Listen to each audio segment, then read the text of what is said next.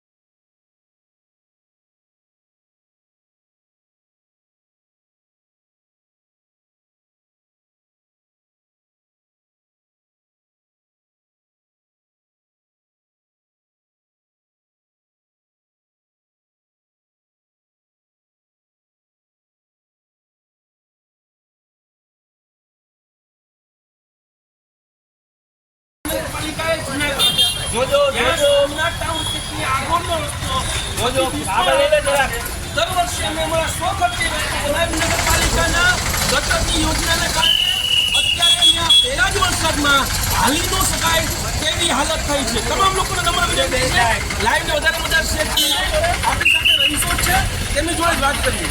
હા હાલો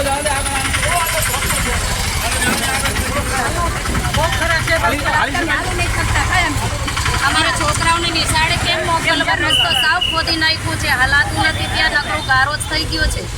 હલાય એવો અમને રસ્તો કરી દો, અહીંયા રોડ કરી દો। હવે પરિસ્થિતિ એવી છે 90 થી 100 છોકરાઓ ભણે છે, સ્કૂલ બસ આવી શકે એવી પરિસ્થિતિઓ નથી। અમે મહાનગરપાલિકામાં રજૂઆત કરવા માટે આવ્યા છીએ કે અત્યારે તમે સીસી રોડનું બનાવો તો કાંઈ નહીં, પરંતુ હાલા એવી વસ્તુ તમે કરો અમે નગરપાલિકાએ લેવા છે। મળીએ મહાનગરપાલિકાને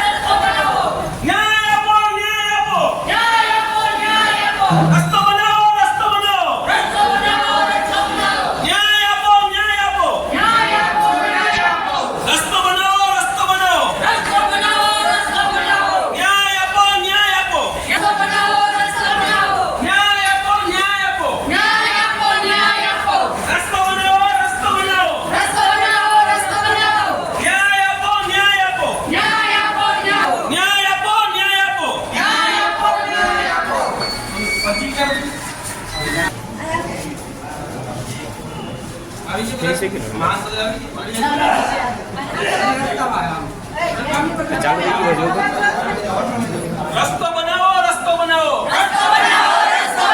નહીં ચલેગી, નહીં ચલેગી, ભાજપ તેરી નાનાશાહી નહીં ચલેગી, નહીં ચલેગી, નહીં ચલેગી, ભાજપ તેરી નાનાશાહી ચલેગી, ભાજપ તેરી તાનાશાહી નહીં ચલેગી, નહીં ચલેગી, નહીં ચલેગી, ભાજપ તેરી તાનાશાહી નહીં ચલેગી।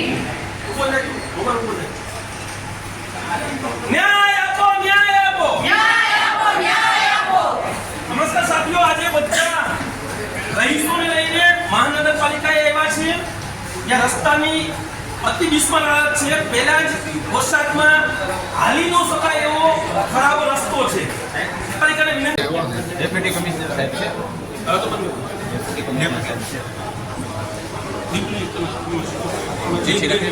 સાહેબ અત્યારે રાજેશ કઈ વાંધો નહીં. હા, ચિઠ્ઠી લાવો. અંદર જઈને હાજી. સારી.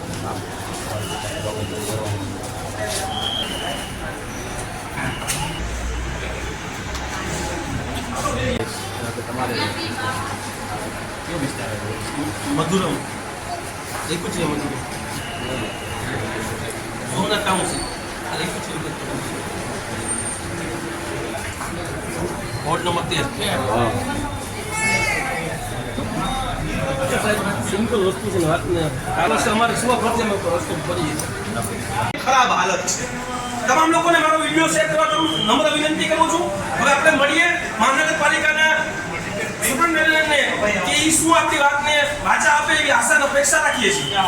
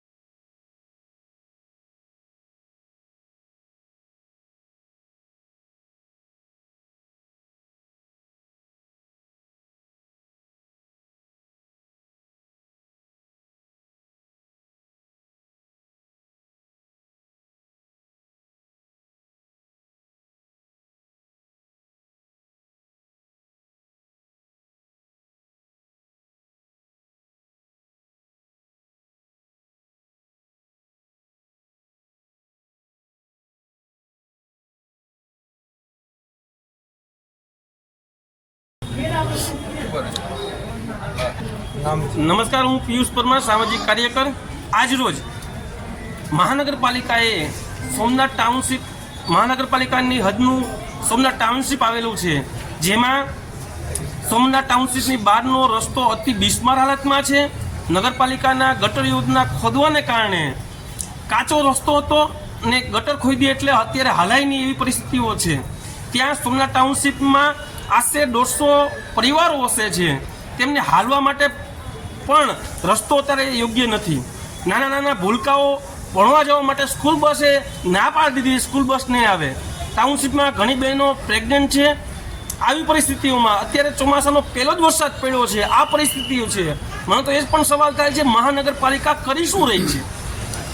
જો મૂળભૂત હકો મહાનગરપાલિકા રસ્તો ન આપી શકતી તો શું આપે? મારી મહાનગરપાલિકાના અધિકારી સાથે વાત થઈ છે, મળ્યો છું રૂબરૂ. એમને આશ્વાસન આપ્યું છે કે તાત્કાલિક ધોરણે રસ્તો બનાવી આપવામાં આવશે, અને જો બનાવી આપવામાં નહીં આવે તો 5 દિવસ પછી અહીં મહાનગરપાલિકાએ ધરણાનો કાર્યક્રમ પણ અમે આપીશું. જય હિન્દ, જય ભારત. આ બેન, તમારા નામથી ક્યાં રહ્યો છો ને શું રજૂઆત? મારું નામ નીતાબેન મેસવાણીયા, સોમનાથ ટાઉનશીપમાં રહું છું. બાઇક ઉપર જતા હું પડી ગઈ તો મારા હાથમાં ફ્રેક્ચર થઈ ગયેલું છે.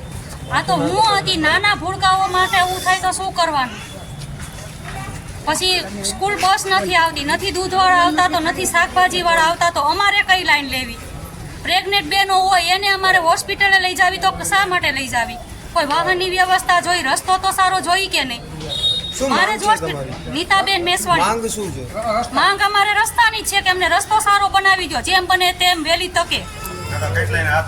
નકર આમાં કેટલાના હાથ પગ ભાંગશે તો શું સરકાર જવાબદારી લેશે? અમારા છોકરાઓ નિશાળ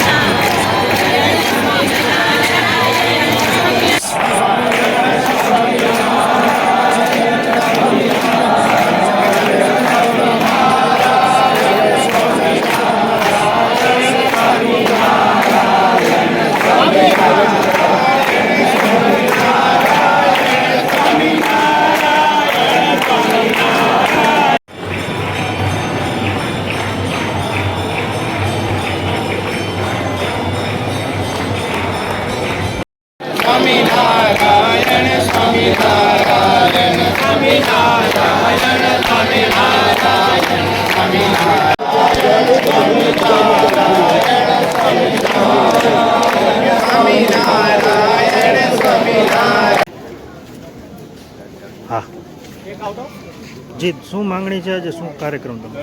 અમારી માંગણી જે આ વારંવાર જે કિસ્સાઓ બહાર જે આવી રહ્યા છે જે સ્વામિનારાયણ સંપ્રદાયના સાધુઓના, જે લંપટ સાધુઓ જે કહેવાય, જેને કહી શકાય કે જે બળાત્કારના કિસ્સાઓ બહાર આવે છે, કોઈ સૃષ્ટિ વિરુદ્ધના કૃત્યોમાં બહાર આવે છે, એનાથી અમારો સંપ્રદાય બદનામ થઈ રહ્યો છે. અને સંપ્રદાયના શુદ્ધિકરણ માટે અમે અહીંયા જૂનાગઢ મુખ્ય મંદિરમાં આવેદનપત્ર આપવા માટે આવ્યા છીએ.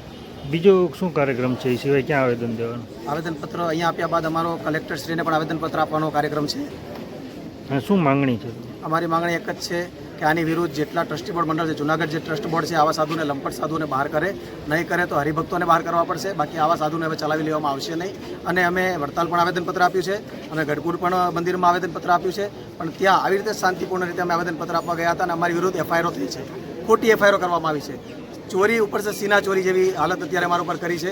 અમે જે લંપટ સાધુઓને બહાર કાઢવા માટે આવેદનપત્ર આપી રહ્યા હતા, એને બહાર કાઢવાને બદલે નિર્દોષ હરિભક્તો ઉપર આ સાધુઓના ઇશારે હરિભક્તો દ્વારા એફઆઈઆરો કરવામાં આવી છે. અમને ખબર છે અહીંયા પણ થવાની છે. અહીંયા અમે શાંતિપૂર્ણ રીતે આપ જોઈ શકો છો એવી રીતે આવેદનપત્ર આપીએ છીએ ગાંધી સીધા માર્ગે, છતાં પણ અમારી પર એફઆઈઆર થવાની છે, અમે જાણીએ છીએ. પણ હવે એફઆઈઆર ગમે તેટલી થાય, અમે ડરવાના નથી. અમે આવા લંપટ સાધુઓને સંપ્રદાયમાંથી હાંકી કાઢવા માટે બહાર નીકળીએ છીએ. અમારી શ્રી સ્વામિનારાયણ સિદ્ધાંત રક્ષક સમિતિ આ કોઈ પણ આવા સાધુને ચલાવી લેવામાં આવશે નહીં. હવે જોઈએ હાલાકી આ રણછોડ નગર નું વાલાણી નગર સોસાયટી કરીને છે. આ પોઝિશન આ જો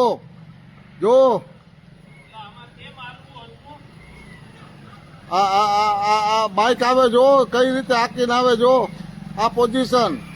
આ 15 જૂન પછી પ્રી મોન્સૂન કામ કરવાનું જ ન હોય. આ ઓલા જે 15 જૂન પછી જે આ જે ખોદીને પાઇપ નાખવા નર્મદાના આ તે કોઈ કામ જ ન કરવાનું હોય. આ વોર્ડ નંબર 7 છે, જીવનધારા 1. અટાણે આમાં જો કરફ્યુ જેવો માહોલ છે, આમાં ક્યાંય નીકળાય એમ નથી. આમાં વૃદ્ધ તો ઠીક ને સિનિયર સિટીઝન, વૃદ્ધ કે કોઈ અપાહિત કે એ તો ન નીકળે કે પણ જુવાની નથી નીકળી કેમ. આ રોડની હાલાકી છે, આ જુઓ તો ખરી આ રોડની હાલાકી. આમાં કેમ હાલીને નીકળીએ કે આમ જો હું તો નથી નીકળી શકું એમ. તમને અહીંથી દૂરથી બતાવી દઉં છું. આ ચેક સુધી કોઈ નંબરે ટ્રાફિક હાવ હજડ બમ. 144ની કલમ લાગુ પડી ગઈ. કરફ્યુ, ઘરની બાયણે કોઈ નહીં. જુઓ તો ખરી આ પોઝિશન વોર્ડ નંબર 7. આ હરિઓમનગર હરિદર્શન પાસેનું છે. આ જે જુઓ ને જે પાણી ભરેલું દેખાય એ આ હરિદર્શન એપાર્ટમેન્ટ. જોઈએ હાલાકી આ રણછોડ નગર નું વાલાણી નગર સોસાયટી કરીને છે. આ પોઝિશન આ જો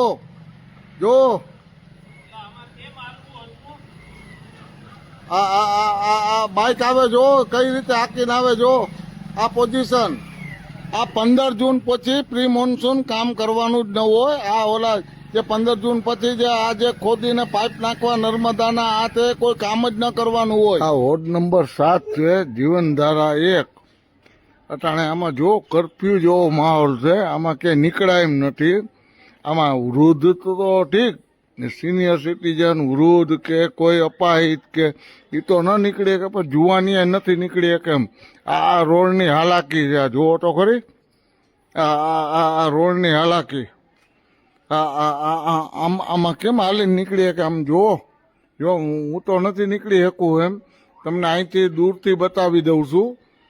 આ ચેક સુધી કોઈ નંબરે ટ્રાફિક હાવ હજડ બમ.